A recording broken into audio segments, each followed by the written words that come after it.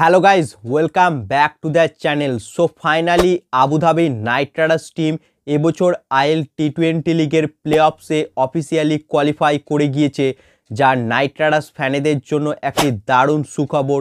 কারণ গত বছর আইএল টি20 লিগে এই Abu Dhabi Knight Riders team একেবারে পয়েন্টস টেবিলে তলানিতে শেষ করেছিল, কিন্তু এবছর তারা স্কোয়াডে অনেক পরিবর্তন করেছিল, এর ফলে তাদের রেজাল্টেও পরিবর্তন হয়েছে এবং এবছর আইএল টি20 লিগে লিগ স্টেজে 10টি ম্যাচের মধ্যে 5টিতে জয়লাভ করে Abu Dhabi Knight Riders team 10 point নিয়ে পয়েন্টস টেবিলের 3 নম্বরে শেষ করেছে এবং তারা অফিসিয়ালি এবছর আইএল টি20 লিগের প্লে-অফসের জন্য কোয়ালিফাই করে গিয়েছে এবং সম্ভবত আগামী বুধবার দুবাই ক্যাপিটালসের বিরুদ্ধে এলিমিনেটর ম্যাচ খেলতে চলেছে Abu Dhabi Knight Riders team.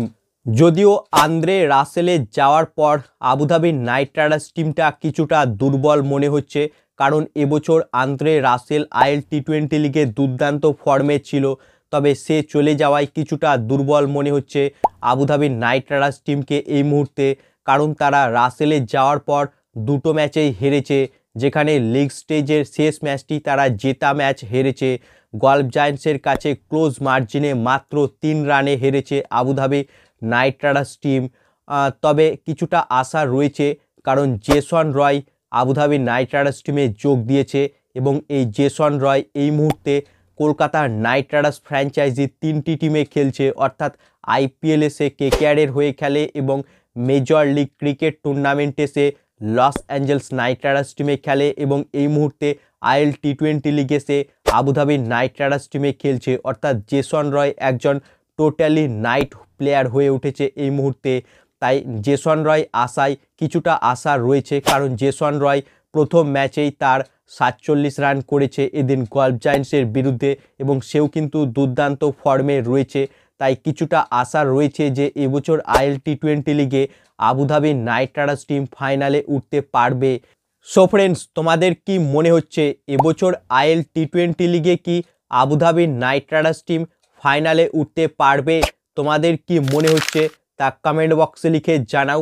এবং নেক্সট আপডেট হচ্ছে আন্দ্রে রাসেলকে নিয়ে। হ্যাঁ ফ্রেন্ডস, এই মুহূর্তে অস্ট্রেলিয়া ও ওয়েস্ট ইন্ডিজের মধ্যে 3 ম্যাচের টি20 সিরিজ চলছে, আর এই সিরিজের দ্বিতীয় টি20 ম্যাচে আন্দ্রে রাসেল ব্যাট হাতে জ্বলে উঠলেন।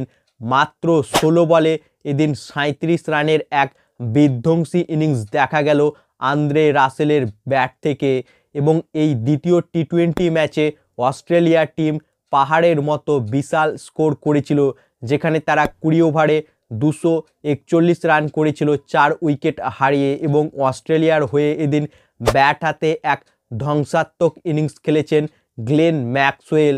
মাত্র 55 বলে 120 রানের এক অপরাজিত ইনিংস দেখা গেল গ্লেন ম্যাক্সওয়েলের ব্যাট থেকে। এবং এদিন ওয়েস্ট ইন্ডিজের বোলারদের কার্যত মেরে কুপোকাত করে দিয়েছিল এদিন গ্লেন ম্যাক্সওয়েল।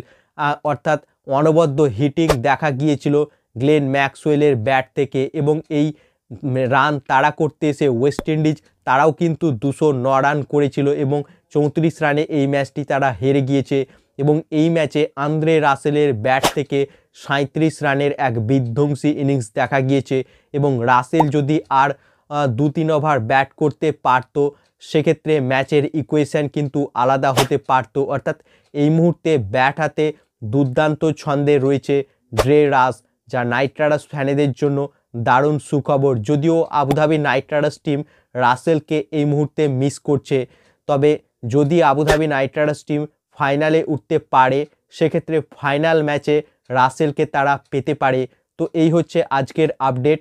তাই ভিডিওটি ভালো লাগলে ভিডিওটিকে করো লাইক এবং ক্রিকেট জগতের আরও ইন্টারেস্টিং খবর পাওয়ার জন্য চ্যানেলকে করো সাবস্ক্রাইব। ধন্যবাদ।